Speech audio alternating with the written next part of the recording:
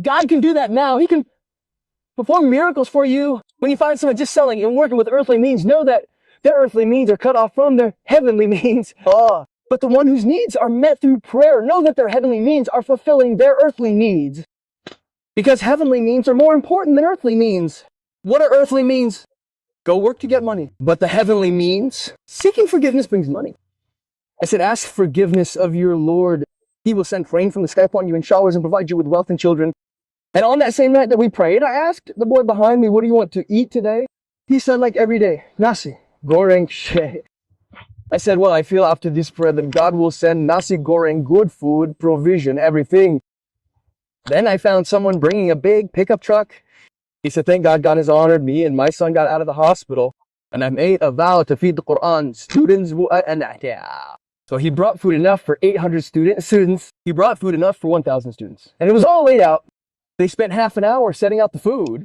Huge pots of meat and chicken and fish and boiled eggs and fried eggs and this salad and that soup and Thai food and desserts. All because of what?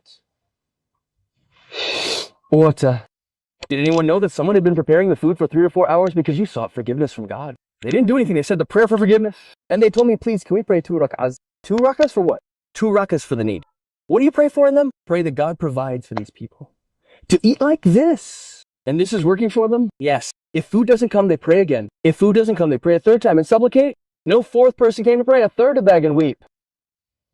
That means they don't rely on earthly means. They only rely a little on earthly means and so much on heavenly means.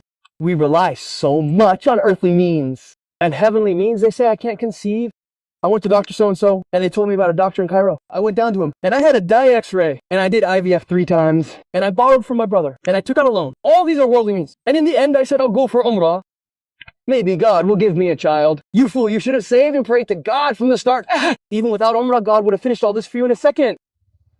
In a second. And Zechariah, when he called to his Lord, my Lord, do not leave me alone while you are the best of inheritors. Those 2 sentences. My Lord, do not leave me alone while you are the best of inheritors. So we responded to him. And we gave him John, and we amended for him his wife. All this, what did he do? God did this with Zechariah after, for example, Zechariah's time had passed. So has God's power diminished now? Does God know how to do this now?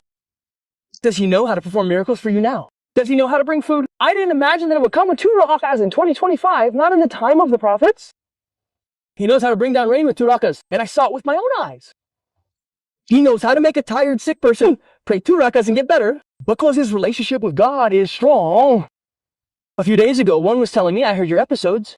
So I said, well, let certainty solve my problem. I have a problem at home. So I have a washing machine that I use to wash the children's clothes. Because I have rheumatoid in my hand, I can't wash by hand. And the washing machine breaks down all the time. And I fix it for 500 pounds. I fix it for 200 pounds. I fix it for 1,000 pounds. I'm tired. I told her once I can't fix it. And I don't have the money to fix it anyway. I sat next to it crying and praying to God, please work.